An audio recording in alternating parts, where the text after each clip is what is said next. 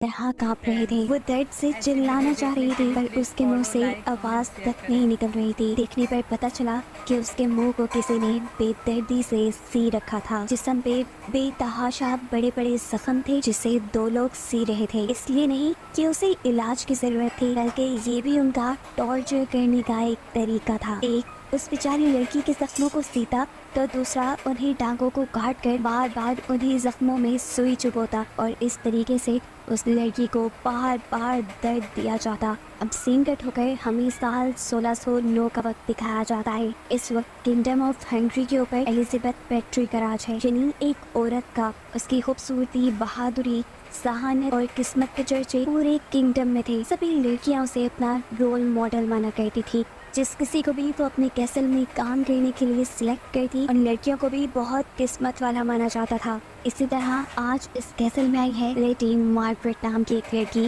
जिसे खुद Elizabeth petri ने अपनी पर्सनल असिस्टेंट के तौर पर चुना है। यही वजह है कि लेडी मार्गरेट खुद और उसकी फैमिली उसे बहुत ही किस्मत वाला मानने लगे हैं। लेडी मार्गरेट भी एक रॉयल ब्लड लाइन से है, लेकिन फाइनेंशियली उनके हालात कुछ खास अच्छे नहीं। एलिजाबेथ की खास मेट ईवा लेडी मार्गरेट को खुद उसके घर से मिल गई थी। लेडी मार्गरेट खुद कैसल में आने पर बहुत खुश थी और जब उसने यहाँ कर देखा कि एलिजाबेथ खुद उसे वेलकम करने के लिए नीचे आई है, तब उसकी खुशी का कोई ठिकाना ही नहीं रहा। और इसी खुशी और एक्साइटमेंट में उसने ये नोटिस ही नहीं किया कि उसके इर्द गिर्द सब कुछ कितना अजीब है। यहाँ पर काम करने वाली हर लड़की घबराई हुई है और सभी के आंखों में डर है। अजीब सन्नाटा गुजर रहा था इस कैसल में और तभी एक मेड वहाँ से कुछ लेकर गुजरती है और गलती से उसके पास गिर जाती है, जिसके गिरने पर वो बुरी तरह घबरा गई थी। उसे तो छोड़ी, ईवा भी बुरी तरह घबरा गई और जल्दी से उस मेड के साथ वो सारी चीजें समेटने लगी और ये चीजें समेटते हुए उसे किसी नोकीली चीज से कट भी लग गया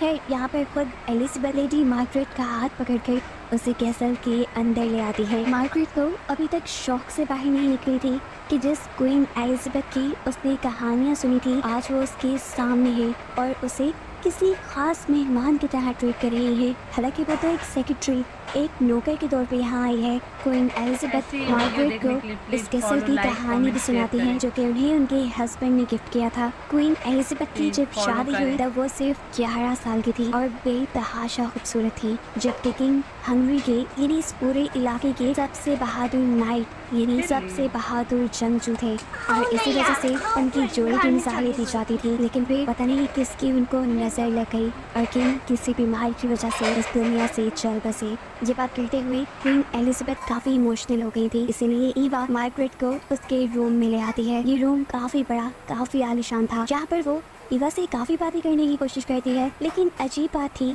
ईवा उसकी किसी बात का जवाब नहीं दे रही थी। वो लेडी मार्गरेट को खास और अपने आप को आम मानती थी। तब लेडी मार्गरेट उससे कहती है, मैं तो खुद अपने घर में सारे काम करती हूँ किसी मेड की तरह, तो मेरे और तुम्हारे दरमियान में कैसा डिफरेंस। ईवा जवाब देती है, जो भी हो, आपकी ब्लड लाइन रॉयल है और मैं एक आम घराने से हूँ, हमारी दोस्ती कभी नहीं हो सकती। फिर यहाँ पर मार्गरेट अब एलिजाबेथ के बारे में बातें करने लग जाती है, उनकी तारीफें करने लगती है कि कितनी अच्छी है, कितना प्रोटोकॉल दे रही है। ये नोटिस किए बगैर कि ईवा के एक्सप्रेशन उसकी बातों से बिल्कुल मुख्तलिफ है। ईवा कोई भी जवाब दिए बगैर उसे कमरे से छोड़कर निकल जाती है, जिसके बाद हम ईवा को क्वीन एलिजाबेथ के साथ दिखते हैं। वो लोग अभी भी लेडी मार्गरेट के बारे में बात कर रहे थे। क्वीन एलिजाबेथ खुश थी इस चीज के लिए कि मार्गरेट एक रॉयल ब्लड लाइन से है और उससे भी अच्छी बात ये कि वो प्योर भी है। अब उसके प्योर या रॉयल ब्लड लाइन से होने का क्वीन को क्या फायदा है, ये तो आगे ही मालूम होगा। इस सब के बाद ईवा क्वीन को कुछ फेस पर लगाने लग जाती है। ये किसी रेड ब्लशन की तरह था। ईवा ने पहले क्वीन के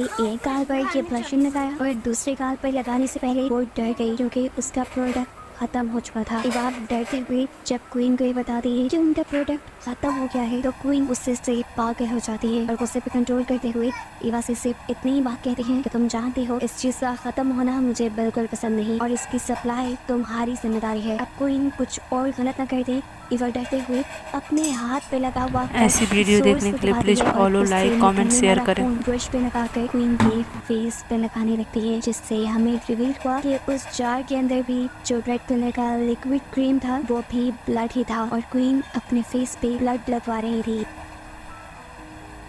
ये सब काफ़ी अजीब था, लेकिन उन लोगों के लिए नहीं। उनके एक्सप्रेशन से ये सब नॉर्मल लग रहा था, यहाँ तक कि क्वीन ने तो उस खून को अपने होंठों पर भी अप्लाई कर लिया। अगले सीन में हम लेडी मार्गरेट को क्वीन के साथ डिनर करते हुए देखते हैं। लेडी मार्गरेट तो इतना सारा खाना देख के बहुत हैरान थी, क्योंकि उनके घर अब खाने को भी बहुत मुश्किल से आता था। यहाँ तक कि उसकी 2 बहनों को कॉन्वेंट भेज दिया गया था ताकि उनके खाने पीने के एक्सपेंस कम हो सके। यहाँ क्वीन भी मार्गरेट की सेहत का ख्याल रखने को उसे कहती है और उसे ऑर्डर देते हैं कि तुमने ज़्यादा से ज़्यादा फ्रूट और हनी का इस्तेमाल करना है, जो कि ब्लड बनाने और उसे प्योर करने में काम आता है। अब क्वीन एक मेड को हनी लाने को कहती है, जो जब हनी मार्गरेट को ऑफर करती है तो मार्गरेट नोटिस करती है कि उसके हाथ पे बहुत गहरे जख्म थे। मार्गरेट ने जब उससे पूछा कि तुम्हें जख्म कैसे आए हैं, तो उसने घबराते हुए जवाब दिया कि किचन में काम करते हुए उसे जख्म आ गए, और ये बात मार्गरेट को कंफ्यूज कर गई। इतनी देर में क्वीन ने अपने डॉग्स को मार्गरेट से मिलवाने के लिए यहाँ बुलवाया। जो डॉग्स पालतू तो बिल्कुल नहीं लग रहे थे, वो कोई जंगली डॉग्स की तरह बिहेव कर रहे थे। उन डॉग्स को देखकर मार्गरेट तो क्या, यहाँ की सब मेड्स भी डर रही थी, लेकिन क्वीन यहाँ सबको फोर्स करती है उन डॉग्स को अपने हाथ से खाना खिलाने के लिए। मार्गरेट इस कैसल में बहुत खुश थी, क्योंकि वो नहीं जानती थी कि आने वाले कल में उसके साथ क्या होगा। वो यहाँ पर हर हाल में ईवा से भी दोस्ती करना चाहती थी, लेकिन ईवा की पहले वाली जिद थी कि वो मार्गरेट से दोस्ती नहीं कर सकती, क्योंकि वो दोनों बराबर नहीं है। फिर अब ईवा के जाने के बाद मार्गरेट सोने के लिए लेट जाती है और आधी रात में उसे किसी के रोने की आवाज़ें आती हैं, जिसके बारे में वो बाहर निकल के जब ईवा से पूछती है तो ईवा से कहती है कुछ नहीं, ये कैसल पहाड़ की ऊंचाइयों पे है, तो अक्सर हवा की आवाज ऐसे ही फील होती है, तुम जाओ जाकर सो जाओ। ईवा की तसल्ली देने के बावजूद भी मार्गरेट को कुछ अजीब लग रहा था, इसीलिए वो लाइट लेकर खुद इन्वेस्टिगेशन के लिए निकल गई और जहाँ से रोने की आवाज आ रही थी उस डायरेक्शन में चलने लगी। जिस दरवाजे के पार से आवाज आ रही थी वो एक टेरेस था। जैसे ही मार्गरेट टेरेस के अंदर जाने लगी तो गार्ड्स ने उसे रोक लिया, ये कहते हुए कि इस वक्त वहाँ जाना मना है। मार्गरेट को तो नहीं, लेकिन अगले सीन में हमें दिखाया जाता है कि टेरेस की दूसरी तरफ एक बहुत ही खूंखार काम हो रहा था। एक लड़की को जंजीरों से बांधा गया था और उसके ऊपर शहद डालकर भूखे डॉग्स को उसके ऊपर छोड़ दिया गया था। देखने को मिलता है कि ये सारा नजारा ऊपर से क्वीन खुद देख रही है और ये देखते हुए हमें काफी मजा आ रहा है, जिससे हमें ये बात पता चली कि क्वीन ने सिर्फ अपनी इंटरटेनमेंट के लिए वहाँ पर उस लड़की की जान को खतरे में डाला हुआ था।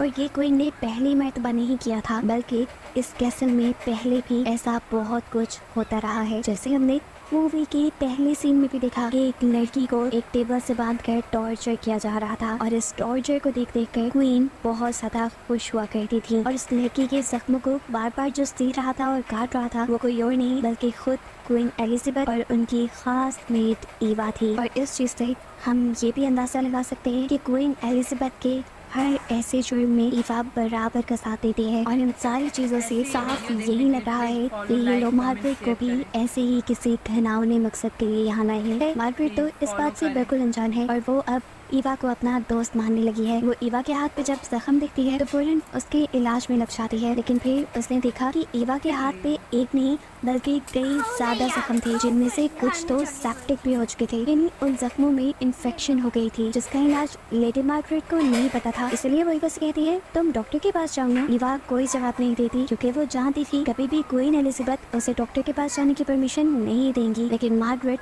जिसे क्वीन एलिजाबेथ के इस घिनौने चेहरे के बारे में अभी नहीं पता था, वो क्वीन एलिजाबेथ से जाकर रिक्वेस्ट करती है कि ईवा को डॉक्टर के पास लेकर जाया जाए और क्वीन उसे अच्छाई की झांसे में रखने के लिए उसकी बात मान भी जाती है। डॉक्टर के पास जाने से पहले मार्गरेट ईवा से सवाल करती है कि मैंने नोटिस किया है यहाँ की हर मेट के हाथ, पाँव या किसी भी जगह पे कोई गहरे जख्म है। ऐसा कैसे हो सकता है कि वो सारी बददेहान हो और अपने आप को चोट लगा सके? ईवा के पास उसे देने के लिए कोई जवाब नहीं था। वो चुप रही और आगे बढ़ गई। मार्गरेट जितना ईवा का ख्याल रखने लगी थी, अब ईवा को भी मार्गरेट अच्छी लग रही थी। दिल ही दिल में वो ये सोचने लगी थी कि जैसा उसने बाकी लोगों के साथ किया वैसा वो मार्गरेट के साथ नहीं कर सकती। वो किसी भी हाल में मार्गरेट को यहाँ से भगाने का सोच लेती है, लेकिन ये सारा काम उसे क्वीन एलिजाबेथ से छुप कर करना था। इससे पहले कि वो कोई प्लान बना पाती, क्वीन एलिजाबेथ उसे मार्गरेट को लाने का ऑर्डर दे देती है और ये सुनकर ईवा खौफ से पागल हो जाती है क्योंकि उसे नहीं पता था क्वीन एलिजाबेथ मार्गरेट को इतना जल्दी अपना शिकार बना लेंगी। वो कुछ सोचते हुए अब क्वीन के पास जाती है और मार्गरेट की जान बचाने के लिए क्वीन को समझाने लगती है और कहती है कि हम मार्गरेट के साथ ऐसा कुछ नहीं कर सकते क्योंकि मार्गरेट एक नोबल फैमिली से है। बेशक उनकी फाइनेंशियल कंडीशन अच्छी नहीं, लेकिन उनको लोग जानते हैं और अगर मार्गरेट को कुछ हो गया तो जरूर उनके घर वाले आप पे सवाल सवाल उठाएंगे। इवा की बात करते हुए क्वीन एलिजाबेथ उससे कहती है, तो इस सब की शुरुआत आगे पूरा वीडियो देखने के लिए प्लीज फॉलो करें। सब चीजों से घबराने लगी हो। फिंगर होकर पास्ट में जाता है